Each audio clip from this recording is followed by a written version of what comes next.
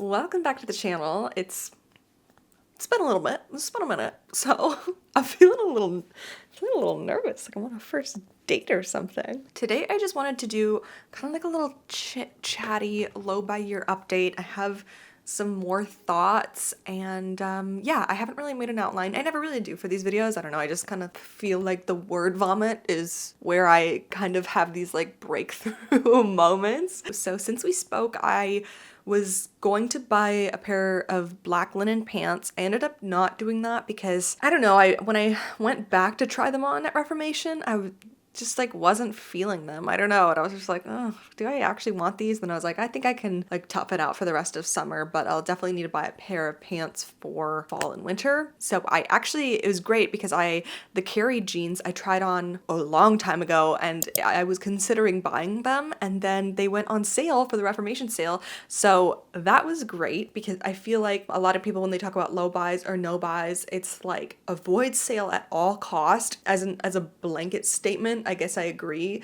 I think avoiding just like mindlessly scrolling in a sale section is not beneficial for anybody. You're just gonna find something that you want that maybe you don't need. But in this case, it was great because it was something that I had wanted and that was on sale. So it was, I don't know, I felt like I won the lottery or something. The jeans were, I think, like half off. So that was awesome. So I got the Carrie jeans in black. I don't have a pair of black jeans. I needed a pair of like wide leg jeans. And also like with my health stuff going on, I just have my body's changed and like I am not as active as I would like to be, and so we just bought a bigger size of pants. We just said, you know what? Let's actually get clothes that fit me. So that was great. I feel super happy with that purchase. And then I also ended up buying a pair of sunglasses, and this was not a planned purchase. I picked up a job for the summer and I work at 5 a.m. So I have to get up really, really early. And then right afterwards, I was meeting a friend, and it was like the hottest day of the year, the sunniest day of the year, and I didn't have my sunglasses. I forgot my sunglasses at home, and I also didn't have a baseball cap, and it was so bright, and I literally had to buy sunglasses. It would have been unsafe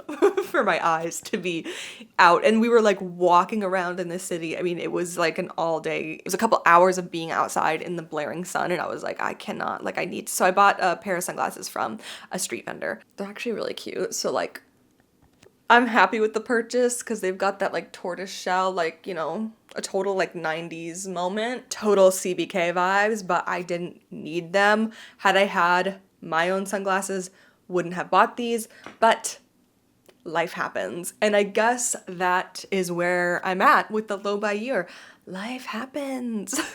Sometimes you need to make purchases and there's really just like no way around it. So I think that brought my total for 6. So I've officially gone over my original plan of the rule of 5 and I just don't really care. I think so I talked about this a bit in my last update. I'm kind of feeling like a low buy year or a no buy year is kind of like going on a diet. It works for some people. Some people love, you know, a really regimented, scheduled way of eating, of exercising. A diet really works for them. They're successful. They achieve their goals. They're happy. Fantastic. And for some people, it feels like this overwhelming micromanagement of your food and your exercise, and then it becomes too much, and then you hit a breaking point, and then you end up, you know, like binging on all your favorite junk food, or like just totally falling off the wagon because you went too all or nothing. And that's how I'm feeling about the low buy. I think the low buy is teaching me a good middle ground because I've talked about this before too. I have the kind of personality where I'm like all or nothing. And so it's kind of hard for me to find that balance. Like when I say like, I'm going to do the rule of 5, I beat myself up so much if I fail at it. And it's like, does this need to hold this much pressure and weight in my life? And I just decided, no, it doesn't. And yeah, so going forward, I probably will buy a few more things till the end of the year. I don't know. I mean, right now I don't really have my like eyes set on anything. I can't really think of anything that I would need, but I am allowing myself grace to buy something if I need another pair of pants because I've outgrown mine. If my, I don't know, winter boots fall apart, like I'm gonna go buy new winter boots regardless if I'm like going over my allotted items. So in a way, I actually feel like failing the low buy has been a success within itself. Does that make sense? Like, I think it's actually a net positive to fail, so to say, at the low buy year but then I'm learning how to not be like an extremist. So I think the way that I was consuming last year when I worked retail was over consuming for sure. And then this year I've definitely been not consuming as, I don't want to say under consuming because that's not like the right word, but you know, I haven't been consuming at an average rate, I guess.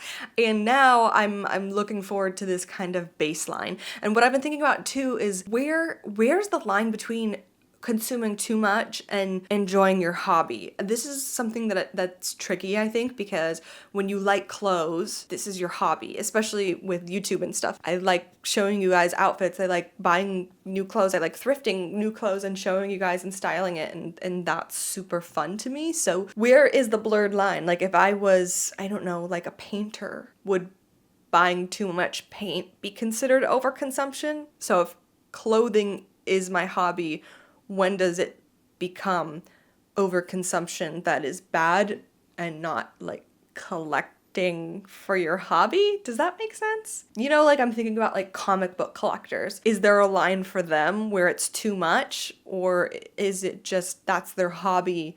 They put their heart and soul into it. Sure, it's a lot of stuff, but that's what they do. I don't know. I've been thinking about that and I'm not really sure. I guess I just don't know how to feel. I don't know if there's a right or wrong answer. I think it's a blurry line, and I think it's super nuanced and super tailored to each person. So I think for me, I kind of intuitively know where that line is, but it's hard to describe it, right? Maybe next year I do consume more than I have this year and it is considered hobby consuming rather than over consuming. And also there's this weird push and pull of, are you actually buying something for the hobby of it, or are you buying something because you've been influenced? It's just, there's a lot of moving parts. Another kind of like aha moment that I've had recently, I think I like literally just thought about this morning while I was kind of thinking about this video, and that is that, so I talk about the trends for every season, and there's something about this fall season that has really stood out to me is my way of thinking. I feel like I am looking at these trends, I'm talking about these trends, I'm following these trends, and I'm excited for them, but I don't want to wear them, I don't want to consume them. And I felt like for a long time to do fashion style YouTube, you had to be on the nose, you had to be like playing into all the trends, or you're like such a phony, you know what I mean? Like you're a fake, like what do you know, girl? And sometimes I even think like, who would follow me? I don't even dress that exciting. Or kind of feeling it like you have to look like the what was it, the micro trend of Final Boss. I've just been realizing that I don't need to partake in literally any trends to be able to talk about them. I think that I can have very great commentary, and I can even really like these trends and think they're really, really cute, and I also am like not influenced to buy them. So yeah, that's been great. I don't feel this pressure to constantly like chase the newest thing. It's also been nice because I feel like before, even though I wasn't buying trends, I was still obsessing about them and wanting to buy them. And now I like genuinely don't even want to buy trends. I feel like with the what's it called? The little winter ribbons that I'm seeing everywhere. I feel like last year I would have been like on the hunt for one, wanted one so bad, like just been obsessively researching them. And now I'm kind of like, that's cute for others. That's not me. Like, that's not me. I shouldn't even entertain that. And I just don't have this like obsessive need to look for something. Like I'm not just scrolling websites looking for something to buy. I'm not obsessing over like what the next thing I'm going to buy is. I'm actually like enjoying my clothes, and getting dressed is a lot easier. And also I feel like every day I come closer and closer to what I enjoy, what is like my style. And I've also been getting a ton of compliments recently on my outfits, and I don't even think it's because the outfits are like crazy cool. I think it's literally just because you can tell that I feel good in it, you can tell that I'm confident, and it doesn't matter if it's trendy or not. And I've also been paying attention to the women of New York City, and I've been watching them and thinking, when I see a good outfit, I ask myself, I'm like, why do I like this outfit? Like, what makes this outfit good? And 9 times out of 10, nothing about the outfit is trendy. Nothing is super, super trend forward. It is the way this person is carrying themselves. It's the way that you can tell that these pieces are worn and loved. It's It's this authenticity. That's what it is. The authenticity of an outfit regardless of trend. And when you strip away from trends and you really have this authentic style, I think it becomes extremely effortless. And the more effortless that an outfit feels, I feel like the more chic it looks. I don't know, I just feel like they all kind of play together. And I think with a trend, you can absolutely 100% like it and it be authentic to you. But personally, what I've been feeling is with the micro trends, it's like it feels too chronically online to me. Like chronically online fashion is not how I want to dress. And I always think about this too. I'm like, if I see this picture in 20 years, will I be like, oh wow, is that a good outfit? Or like, what was I doing? Like, what in the TikTok was going on here? It really is so hard to kind of detach yourself from this TikTok space, this YouTube trend space.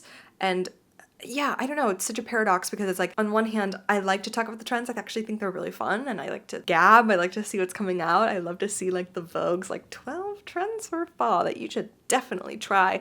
But then at the same time, I don't want to try them. So it's weird because I'm like, okay, if trends weren't happening, then I'd have like nothing to be excited about. I like talking about these things, but they're not like beneficial to me. I think a low buy is a good way to reflect on what you actually like and what you don't like, because sometimes a trend is something that you like and sometimes, yeah, you're just being spoon-fed something to buy. I mean, really, that's what it comes down to. Like at the end of the day, these trends, they just want you to spend money. So there's 4 months left. I'm still going to, even though the rules of my low buy have changed, like I'm obviously not going to, well, have not stuck to the rule of 5, and I think that's okay. And I think it's also, I don't know, I don't want to say it's unrealistic, but I do want to say it's unrealistic.